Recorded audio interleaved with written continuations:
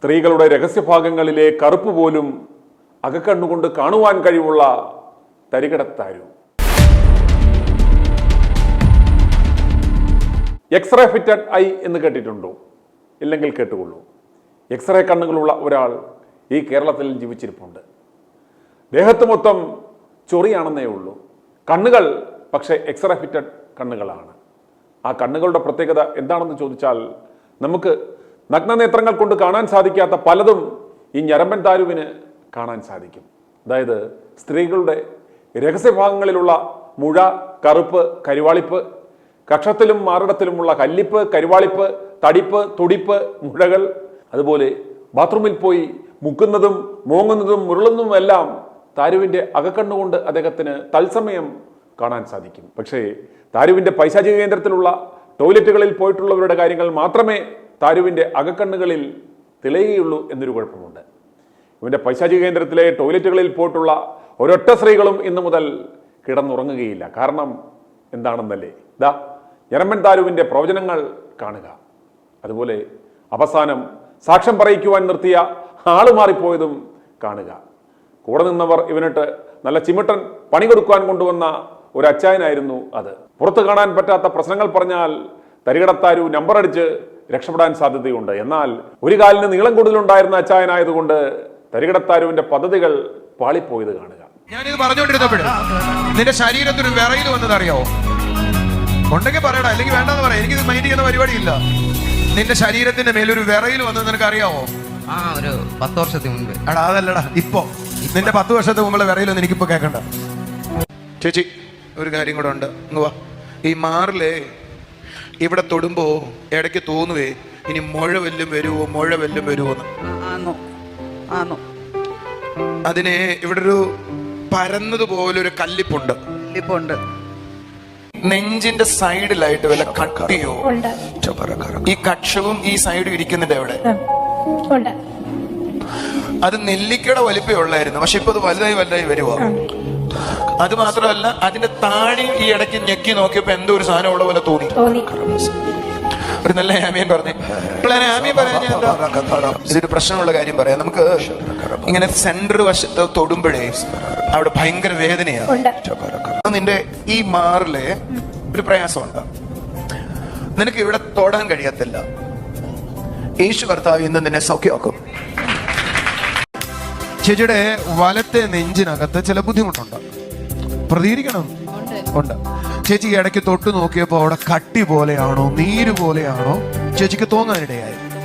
ഉറക്കെ പറ. ഇത് ലോകത്തിൽ ആരോടും ചേച്ചി പറഞ്ഞിട്ടില്ല. ശരിയാണ്. ഇടത്തെ നെഞ്ചിനകത്ത് വല്ല കുഴപ്പമുണ്ടോ? പറ, വാ തുറക്ക്. നിനക്ക് ബാത്റൂമിൽ ഇങ്ങനെ ഇരിക്കാൻ ഒക്കത്തില്ല. നിന്റെ തൊട വലിഞ്ഞിട്ട് കാല് നിവർത്തി വെക്കണം. നമ്മൾ ബാത്റൂമിൽ ഇരിക്കുമ്പോ കാല് മടക്കിയല്ലേ ഇരിക്കണേ?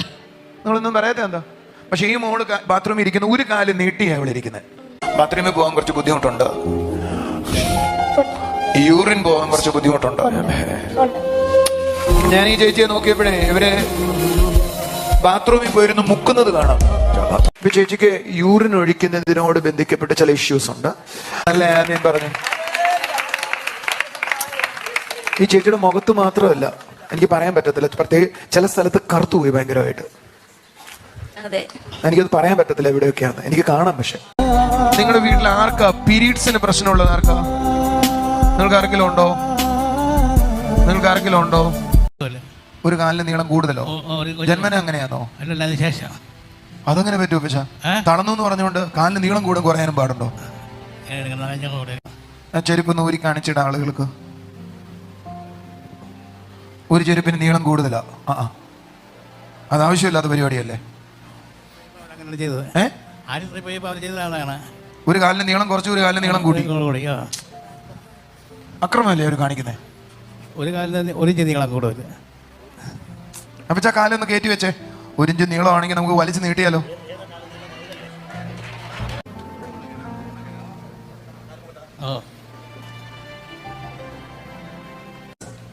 ഈ അപ്പച്ചന്റെ കാല് ഒരെണ്ണം ചെറുതായി പോയി. ഈ കാല പഴയ പൊസിഷനിലേക്ക് വരട്ടെ. അപ്പൊ ഞാൻ ഈ പ്രാർത്ഥിക്കുമ്പോഴേ നോക്കണേ, ഞാൻ ഈ കൈ വിരൽ ഓടിക്കുമ്പോ അപ്പച്ചന്റെ കാലിലൂടെ എന്താ പോകുന്നത് തോന്നുന്നേ? ഒന്നും തോന്നില്ല. ഒന്നും തോന്നില്ല. ഇല്ല. ഇന്ന് ഇപ്പൊ തോന്നാൻ തുടങ്ങും. ആ ഓക്കെ, കണ്ണടയ്ക്കൊന്നും വേണ്ട, കണ്ണു തുറന്നു. കണ്ണു തുറന്നാലും കണ്ണു തുറന്നില്ലെങ്കിലും കാണാം. ഞാൻ കൈ ഓടിക്കുവാണ്. അപ്പച്ചന്റെ കാലിൽ എന്തെങ്കിലും അനുഭവിക്കാൻ പറ്റുന്നോ? പറ പശ. ഇല്ല ഇല്ല ഒന്നുമില്ല. എന്തെങ്കിലും തോന്നുന്നു? ഒന്നും തോന്നുന്നില്ല. ഞാൻ തൊടുമ്പോ എന്തെങ്കിലും തോന്നുന്നു? ഒന്നും തോന്നില്ല. ഒന്നും തോന്നില്ല. തോന്നണോ പശ? ഇല്ല ഇല്ല. തോന്നണോന്നാ? ആ? ഇല്ല, തോന്നണം. ഇല്ല ഇല്ല ഇല്ല. അതാ ഞാൻ പറഞ്ഞ തോന്നണം. തോന്നുന്ന ദൈവശക്തി അപ്പച്ചൻ അനുഭവിക്കാൻ പറ്റുന്നത്. അത് ശരി. അപ്പച്ചന്റെ കാലുകളിലേക്ക് അങ്ങയുടെ ശക്തി വ്യാപരിക്കട്ടെ. അപ്പ അങ്ങയുടെ ശക്തി വ്യാപരിക്കട്ടെ. ഈ കാലുകൾ യേശുവിന്റെ നാമത്തിൽ നീളട്ടെ. അപ്പ ഈ ഹിപ്പിന്റെ നീളം വർദ്ധിക്കട്ടെ. ഇതിന്റെ നീളം വർദ്ധിക്കട്ടെ. എഴുന്നേക്കാൻ പറ്റാ. Thank you, Jesus. Thank you, Jesus. Thank you, Jesus. അപ്പച്ചനിപ്പോ ചെരുപ്പില്ല. എഴുന്നേക്കാം. Thank you, Jesus. Thank you, Jesus. Thank you, Jesus. അപ്പച്ചന്റെ കാലുകൾക്ക് രണ്ടും ഒരേപോലെ തോന്നുന്നു? രണ്ടായിട്ട് തോന്നുന്നു? രണ്ടായിട്ട് തന്നെയാണ്. രണ്ടായിട്ട് തന്നെ ആയിരിക്കും. ഇപ്പോഴും അങ്ങനെ ആയിരിക്കും. എപ്പോഴും അങ്ങനെ തന്നെ. നമുക്കൊന്നും കൂടി ഒരു വാക്ക് പ്രാർത്ഥിക്കാം. യേശുപ്പച്ച, Thank you, ഈ Jesus. കാലുകൾക്ക് നീളം വർദ്ധിക്കട്ടെ. Thank you, Jesus. രണ്ടും ഒരു നീളമാകട്ടെ. Thank you, Jesus. Abba. Thank you, Jesus. Abba. ഇന്നു മുതൽ ഈ കാലുകളുടെ നീളം വർദ്ധിക്കട്ടെ. Thank you, Jesus. Abba. ഈ കാലുകളും മറ്റേ കാലുകളും തമ്മിൽ ഒന്നായി തീരട്ടെ. Thank you, Jesus. Abba. പക്ഷെ നോക്കാവോ, രണ്ടും ഒരേപോലെയാണോ ഇരിക്കുന്നത്? രണ്ടായിട്ട് തന്നെ ഇരിക്കും. ഇത് നീളം കൂടുതലും മറ്റേ നീളം കൂടുതലും. ഞാനിപ്പോ പ്രാർത്ഥിച്ച ശേഷം അങ്ങനെയാണോ? അതുപോലെ തന്നെ. ആദ്യം അപ്പൊ ഇതിന്റെ ഹിപ്പിന് എന്തെങ്കിലും പ്രശ്നമുണ്ടോ? Shakaba. പ്രശ്നമുണ്ട്. ഒരു ആശുപത്രി പോയപ്പോൾ അവർ എന്തോ സാധനം വയ്ക്കണം, ആപറേഷൻ ചെയ്യണമെന്നൊക്കെ പറഞ്ഞ്. ഈ അപ്പച്ചന്റെ ഹിപ്പ് യേശുവിൻ നാമത്തിൽ ഇന്ന് സൗഖ്യമാണ്. Shakaba baba baba baba. Shaba baba barika baba reto rubu rubu. Shiva. നമുക്ക് അടുത്ത ആഴ്ച അപ്പച്ചന്റെ സാക്ഷ്യം കേൾക്കാം. Amen. ഇത് നല്ല ആമേൻ പറഞ്ഞേ. Amen. താരുവിൻ്റെ അമ്മയുടെയും മകളുടെയും വരെ കറുപ്പും പാടും മുഴകളുമെല്ലാം അകക്കണ്ണിലൂടെ ഇവൻ കണ്ടു. അതിൻ്റെ വ്യാപ്തി മനസ്സിലാക്കി സൗഖ്യം കൊടുത്ത ശേഷമാണ് നാട്ടുകാരുടെ കറുപ്പും മുഴകളും കണ്ടുപിടിക്കുവാൻ ഇറങ്ങിയതെന്നാണ് വിവരം. ഇത്തരം പ്രശ്നങ്ങൾ ഉള്ളവർ കാലേക്കൂട്ടി വിളിച്ച് ഇവൻ്റെ പൈശാചിക കേന്ദ്രത്തിലെത്തി പ്രശ്നമുള്ള ഭാഗം ഇവനെ കാണിച്ച് ഇവനൊരു 5 മിനിറ്റ് അവിടെ കൈവച്ച് പ്രാർത്ഥിച്ചാൽ എല്ലാത്തിനും അല്പം സൗഖ്യം കിട്ടും എന്നാണ് പറയുന്നത്. തരികിടത്താരുവിന് ജോബ് മേടിക്കാനും ബ്യൂട്ടി പാർലറിൽ പോയി മേക്ക് ഓവർ ചെയ്യുന്നതിനും കാശില്ലാതിരുന്ന കാലത്ത് അവൻ്റെ പഴയ ഒരു വീഡിയോ കാണുക. ഇന്നത്തെ അവൻ്റെ ആ മാറ്റവും ഒന്ന് ശ്രദ്ധിക്കുക. കൈയടിച്ചു ആമേൻ പറഞ്ഞേ. ഈ ചേച്ചിയുടെ തലമുടി കൊഴിഞ്ഞായിരുന്നേ, അതുകൊണ്ട് പറഞ്ഞേ. അത് മുടി കൊഴിഞ്ഞപ്പോൾ മുടി സ്ലൈഡ് ഇട്ടാലും കഷണ്ടി നന്നായിട്ട് കാണാൻ പറ്റുമായിരുന്നു. അപ്പൊ ഞാൻ മെഡിസിൻസ് കഴിക്കാൻ വേണ്ടി ഇരിക്കുവായിരുന്നു, ഫുഡ് സപ്ലിമെന്റ്സ്, അയൺ ടാബ്ലറ്റ്സ് ഒക്കെ. ചേച്ചിയോട് പറഞ്ഞു ഇങ്ങനെ പാസ്റ്റർ പറഞ്ഞു പ്രാർത്ഥിക്കാൻ പറഞ്ഞു. പ്രാർത്ഥിച്ചപ്പോഴത്തേക്കും എന്തോ സംഭവിച്ചു എന്ന് അറിഞ്ഞൂടാ. കുറച്ച് എനിക്ക് വിശ്വാസം. ചേച്ചി ഞാൻ പിന്നെ ചേച്ചി നോക്ക് മുടിയായി എന്നൊക്കെ ചേച്ചി മുടിയായിട്ടുണ്ടല്ലോ. മുടിയും കർത്താവിന് തരാൻ പറ്റുന്ന രസം. ഇത് എന്റെ ലൈഫിൽ 2-3 എക്സ്പീരിയൻസ് ആയി. നമുക്ക് ട്രിവാൻഡ്രത്ത് ഒരു ചേച്ചി ആദ്യം വന്നിട്ട് പറഞ്ഞു, ഓർമ്മയുണ്ടോ? അവർക്ക് കഷണ്ടി ആയിപ്പോയി. അവിടെ എല്ലാം തലമുടി കളിച്ചു. മുടി കൊഴിയുന്നത് സൗഖ്യമാക്കാൻ. താരു, നാട്ടുകാർക്ക് മുടികൾ അർപ്പിക്കുന്ന നിനക്ക് ആ ചൊറിയൊന്ന് മാറ്റിക്കൂടെ എന്ന് ഞങ്ങൾ ചോദിച്ചതു മുതലാണ് ദേഹമാസകലം മറയ്ക്കുന്ന കുർത്തിയും നീളമുള്ള താടിയുമൊക്കെ വെച്ച് ചൊറി മറച്ചത്. കുട്ടികളായ സ്ത്രീകൾ ഇതൊക്കെ കണ്ട് തങ്ങളുടെ രഹസ്യരോഗങ്ങളും പ്രശ്നങ്ങളും ഈ ചൊറിയൻ്റെ അടുത്ത് വന്ന് പറയാനും അത് കേട്ട് രസിക്കാനുമാണ് ഈ ഞരമ്പൻ ഈ തരികട പരിപാടികൾ കാണിക്കുന്നത് എന്ന് ദയവായി മനസ്സിലാക്കുക. രഹസ്യഭാഗങ്ങളിൽ തനിക്ക് മാത്രം അറിയാവുന്ന പ്രശ്നങ്ങൾ ഇവൻ നാട്ടുകാരുടെ മുന്നിൽ വെച്ച് വിളിച്ചു പറഞ്ഞ് അത് ലൈവ് വിട്ട് ലോകത്തെമ്പാടുമുള്ള ജനങ്ങൾ ഈ സ്ത്രീകൾക്ക് ഈ പ്രശ്നങ്ങളൊക്കെ ഉണ്ടെന്ന് മനസ്സിലാക്കുന്നു. എന്നിട്ടും ഇവറ്റകൾക്കൊരു നാണവും മാനവുമില്ലാതെ ഈ വൃത്തികെട്ടവന്റെ മുന്നിൽ പോയി നിന്ന് തുള്ളിച്ചാടി നിൽക്കുന്നത് കാണുക. ഇവരെ നാം എന്താണ് വിളിക്കേണ്ടുന്നത്? സാത്താന്റെ ഉപാസകന്മാരായ ഇത്തരം ഉടായിപ്പുകൾക്ക്, ഈ ആവാസന്മാർക്ക് ഇവന്മാർ പറയുന്ന പോലെയുള്ള ദിവ്യശക്തി ഉണ്ടോ എന്ന് വിശുദ്ധ വേദപുസ്തകത്തിന്റെ അടിസ്ഥാനത്തിൽ വിവരിക്കുകയാണ് ശ്രീ റോണി. ഞരമ്പൻ താരുവിൻ്റെ തരികിട രോഗസൗഖ്യങ്ങളും അടൽസൊളി രോഗസൗഖ്യങ്ങളുമാണ് നിങ്ങൾ ഈ വീഡിയോയിലൂടെ കണ്ടത്. താരുവിനെ പറ്റി പറയുകയാണെങ്കിൽ ദൈവം കഴിഞ്ഞാൽ പിന്നെ ഈ അത്ഭുത സിദ്ധി താരുവിന് മാത്രമേ ഉള്ളൂ. ഈ അത്ഭുത സിദ്ധി എന്താണെന്നാണ്? ഈ അത്ഭുത സിദ്ധിയാണ് എബ്രായ ലേഖനം 4-ാം അധ്യായം അതിൻ്റെ 13-ാമത്തെ വാക്യത്തിൽ പറയുന്നത്, സകലവും അവൻ്റെ കണ്ണിന് നഗ്നവും മലർന്നതുമായി കിടക്കുന്നു, അതായത് സഹോദരിമാർ അണിഞ്ഞൊരുങ്ങി രോഗസൗഖ്യത്തിനായി, അത്ഭുത വിടുതലിനായി, സാമ്പത്തിക ഉയർച്ചയ്ക്കായി ഇവൻ്റെ അടുത്തേക്ക് വന്ന് നിൽക്കുമ്പോൾ തരികിട താരുവിൻ്റെ കണ്ണ് എന്ന് പറയുന്നത് ലേസർ കണ്ണുകളാണ്. അതുകൊണ്ട് നിങ്ങൾ ഇരുമ്പ് ചട്ട ഇട്ട് പോയിട്ടും കാര്യമില്ല. നിങ്ങളുടെ പ്രൈവറ്റ് പാർട്സ് സ്കെച്ച് വരച്ച് കാണിച്ച് രോഗമുള്ള സ്ഥലങ്ങളെ അടയാളപ്പെടുത്തി തരും. നിങ്ങളുടെ മാരടത്തെക്കുറിച്ച് നിങ്ങൾ കോൺഷ്യസ് അല്ലെങ്കിൽ താരു വളരെയധികം കോൺഷ്യസ് ആണ്. മാത്രമല്ല ഈ തരികിട താരു നിങ്ങളുടെ മാരടത്തെക്കുറിച്ച് വർണ്ണിച്ച് സ്വന്തം നെഞ്ച് തിരുമിക്കാണിച്ച് രോഗശാന്തി കൽപ്പിക്കുമ്പോൾ താരുവിന് കിട്ടുന്ന ഒരു സുഖവും നിങ്ങൾക്ക് കിട്ടുന്ന ഒരു ആശ്വാസവും എല്ലാം ദൈവനാമത്തിനായിട്ടാണ് എന്ന് ഓർത്ത് ആശ്വസിക്കാനേ വഴിയുള്ളൂ. എന്താണെന്തോ അമ്മാമ്മമാർക്ക് വലിയ ഇഷ്ടമാണ് താരുവിന്. അവർ പറയുന്നത് താരു ഉള്ളിടത്ത് രോഗമില്ല എന്നുള്ളതാണ്. പക്ഷേ പാടിൻ്റെ നീളത്തിനനുസരിച്ച് താടിയും മുടിയും നീട്ടി കുപ്പായം നീളത്തിൽ തുന്നി താരു കഷ്ടപ്പെടുന്ന കാര്യം താരുവിനേ അറിയൂ. ഒരു 6 വർഷം മുമ്പ് ഹാഫ് സ്ലീവ് ഷർട്ടും ക്ലീൻ ഷേവുമായിട്ട് നടന്ന താരു പിന്നീട് അത് ഫുൾ ഷർട്ടും ടൈയുമാക്കി, പിന്നീട് അത് നീളത്തിലുള്ള കുർത്തയാക്കി, കൂടെ വലിയ താടിയും വെച്ചു. ദൈവം കഴിഞ്ഞാൽ പിന്നെ ഇത്രയധികം അത്ഭുത രോഗശാന്തി സൗഖ്യങ്ങളും അടയാളങ്ങളും പ്രവർത്തിക്കുന്ന ഒരു വീര മനുഷ്യൻ സ്വന്തം ശരീരത്തിലെ പാട് പ്രാർത്ഥിച്ചു മാറ്റാൻ ഇന്നേ വരെ കഴിഞ്ഞിട്ടില്ല എന്നുള്ളതാണ് ഏറ്റവും വലിയ വിചിത്രം. ഈ പാടിൻ്റെ കാര്യം ആരെങ്കിലും താരുവിനോട് ചോദിച്ചാൽ താരു പറയും, that is none of your business. അതാണ് തരികിടത്താരു. എന്നിട്ടാണ് പല അടിമ അമ്മാമ്മമാരും സകലതും നഗ്നതും മലർന്നതുമായി കാണാൻ കഴിവുള്ള താരുവിൻ്റെ രോഗസൗഖ്യം മേടിക്കാൻ അണിഞ്ഞൊരുങ്ങി സാരി ചുറ്റി ചുരിദാറിട്ട് പോയി നിൽക്കുന്നത്. തലയ്ക്കകത്ത് ശകലം ആൾതാമസമുള്ളവർ ചിന്തിക്കണം, സ്വന്തമായി ഒരു രോഗസൗഖ്യം ഉണ്ടാക്കാൻ കഴിയാത്തവൻ എങ്ങനെയാണ് മറ്റുള്ളവരെ സൗഖ്യമാക്കാൻ നടക്കുന്നത്? താരുവിന് സൗഖ്യമാക്കാൻ കഴിയാത്ത രോഗികളോട് താരു പറയും, വിശ്വാസത്തിൻ്റെ കുറവാണ്. തൻ്റെ പ്രാർത്ഥനയിൽ കുറച്ചുനാൾ വന്നു കഴിയുമ്പോൾ വിശ്വാസമുണ്ടാകും, അപ്പോൾ രോഗങ്ങൾ മാറും. ഇവിടെ പ്രസക്തമായ ഒരു ചോദ്യമാണ്, താരുവിൻ്റെ വിശ്വാസം ഇവിടെ പോയി? വിശ്വാസമുണ്ടെങ്കിൽ താരുവിന് രോഗസൗഖ്യം ഉണ്ടാകണ്ടേ? പക്ഷെ അത് ഒരു മൊണ്ണ അടിമ കുഞ്ഞാടുകൾക്കും പ്രശ്നമല്ല. അമ്മമ്മമാർ ചോദിക്കുന്നത്, 2 കാലിലും മന്തുള്ളവർ 1 കാലിൽ മന്തുള്ളവനെ ചികിത്സിച്ചാൽ എന്താ കുഴപ്പമെന്നാണ് ഈ മൊണ്ണ അമ്മാമ്മമാർ ചോദിക്കുന്നത്. അമ്മാമ്മമാരെ, നിങ്ങളെയും കൊണ്ട് തോറ്റു.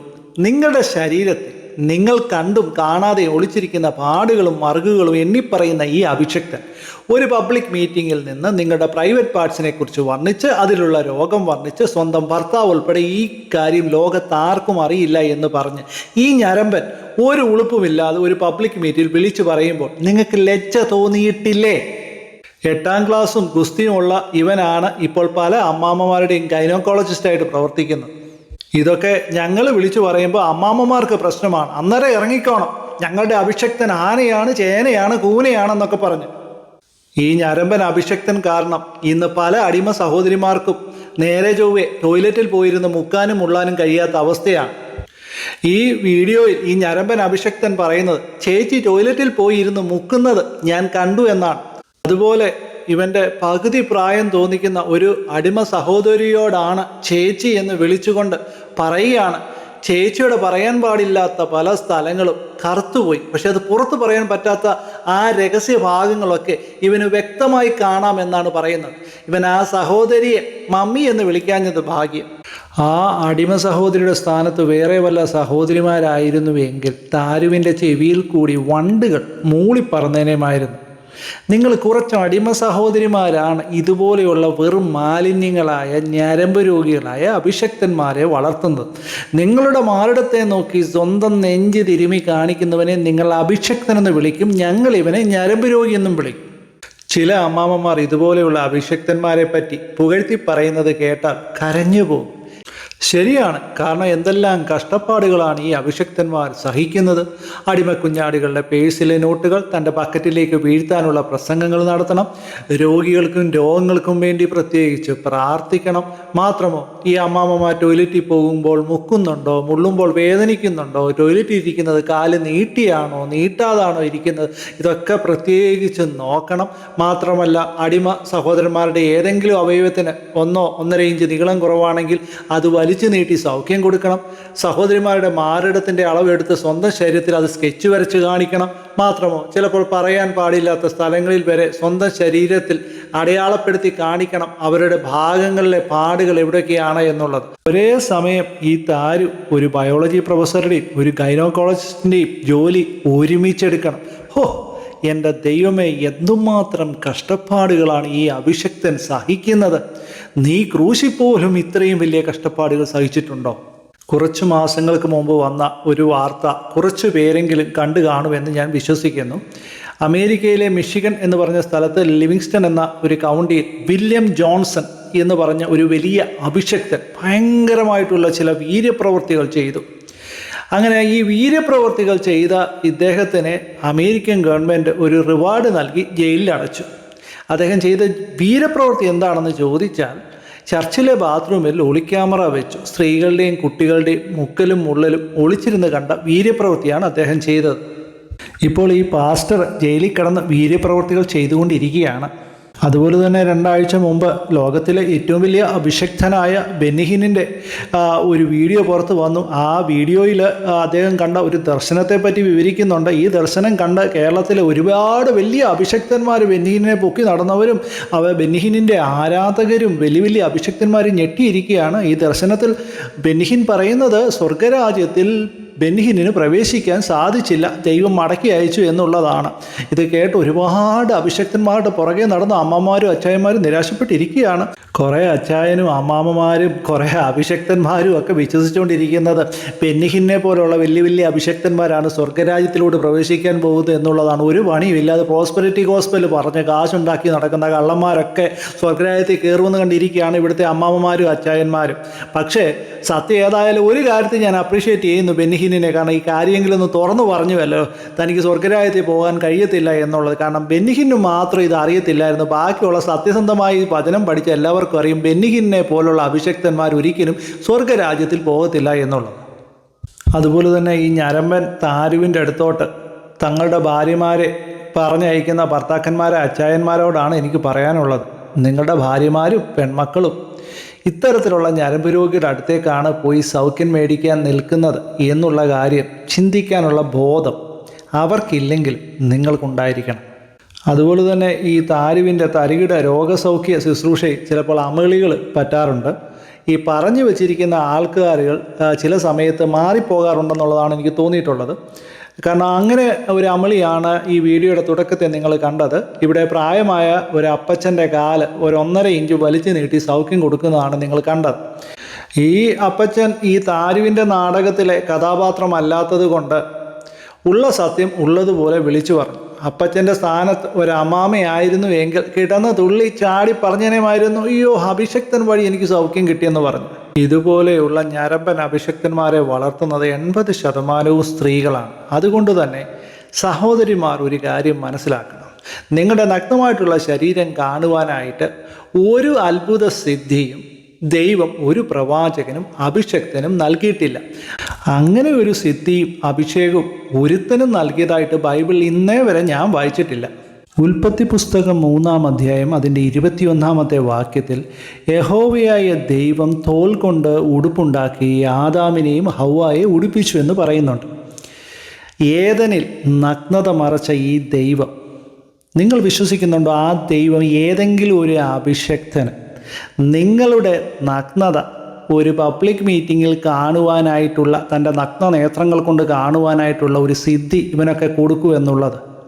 അങ്ങനെ നിങ്ങൾ വിശ്വസിക്കുന്നുണ്ടെങ്കിൽ നിങ്ങളായിരിക്കും ഈ ലോകത്തിലെ ഏറ്റവും വലിയ മൊണ്ണ. അതുപോലെ തന്നെ നിങ്ങളുടെ അറിവോ സമ്മതവും കൂടാതെ നിങ്ങളുടെ ബോഡി പാർട്സിനെ പറ്റി വർണ്ണിക്കുവാനും കാണുവാനുമായിട്ടുള്ള അധികാരം ഇതുപോലെയുള്ള ഞരമ്പൻ അഭിഷക്തന്മാർക്ക് നിങ്ങൾ എങ്ങനെ കൽപ്പിച്ച് നൽകി? നിങ്ങളുടെ സമ്മതമില്ലാതെ ഇവന്മാർക്ക് എങ്ങനെ ഇങ്ങനെ വർണ്ണിക്കാനായിട്ട് സാധിക്കും? ലജ്ജിക്കുക സഹോദരിമാരെ, ലജ്ജിക്കുക. കാരണം നിങ്ങളെപ്പോലുള്ള അടിമകളുടെ അടുത്ത് ഇതെടുത്താൽ നിങ്ങളൊന്നും തിരിച്ചൊന്നും പറയുകയില്ല എന്നുള്ളത് ഇവനറിയാം. ഒരാൾ ഇവൻ്റെ കരണം പുകച്ച പിന്നീട് ഇവൻ ഈ പണിയും കൊണ്ട് നടക്കില്ല. അവസാനമായി എനിക്ക് ഈ അടിമ സഹോദരിമാരോടും അവരുടെ ഭർത്താക്കന്മാരോടും കൂടി ഒരു കാര്യം പറയാനുണ്ട്. അതുപോലെ തന്നെ ഞാൻ നിങ്ങളെ എന്തിനാണ് അടിമകൾ എന്ന് വിളിക്കുന്നത് എന്നതുകൂടി മനസ്സിലാക്കുവാൻ വേണ്ടിയിട്ടാണ് ഞാൻ ഈ ഭാഗം സംസാരിക്കുന്നത്. അതിനായിട്ട് നിങ്ങൾക്ക് സമയം കിട്ടുമ്പോൾ നിങ്ങൾക്ക് വേദപുസ്തകം ഉണ്ടെങ്കിൽ നിങ്ങൾ ഗലാത്യ ലേഖനം 4-ാം അധ്യായം അതിൻ്റെ 6 മുതൽ 9 വരെയുള്ള വാക്യങ്ങൾ വായിക്കണം. അവിടെ ഇങ്ങനെ പറയുന്നു, നിങ്ങൾ മക്കളാകൊണ്ട് അബ്ബാ പിതാവ് എന്ന് വിളിക്കുന്ന സ്വപുത്രൻ്റെ ആത്മാവിനെ ദൈവം നിങ്ങളുടെ ഹൃദയങ്ങളിൽ അയച്ചു. അങ്ങനെ നീ ഇനി ദാസനല്ല പുത്രനത്രേ, പുത്രനെങ്കിലോ ദൈവഹിതത്താൽ അവകാശിയുമാകുന്നു. എന്നാൽ അന്ന് നിങ്ങൾ ദൈവത്തെ അറിയാതെ സ്വഭാവത്തിൽ ദൈവങ്ങളല്ലാത്തവർക്ക് അടിമപ്പെട്ടിരുന്നു. ഇപ്പോഴോ ദൈവത്തെ അറിഞ്ഞും വിശേഷാൽ ദൈവം നിങ്ങളെ അറിഞ്ഞുമിരിക്കെ നിങ്ങൾ പിന്നെയും ബലഹീനവും ദരിദ്രവുമായ ആദ്യ പാഠങ്ങളിലേക്ക് തിരിഞ്ഞ് അവയ്ക്ക് പുതിയതായി അടിമപ്പെടുവാൻ ഇച്ഛിക്കുന്നത് എങ്ങനെ? ഇവിടെ അടിമകളല്ല മക്കളാണ് എന്നുള്ള ബോധ്യമുണ്ടെങ്കിൽ നിങ്ങൾ ഇതുപോലെയുള്ള ഈ ഞരമ്പൻ അഭിഷക്തന്മാരുടെ അടിമകളായിട്ട് പോയി ഇതൊക്കെ കേൾക്കാൻ നിൽക്കുമോ?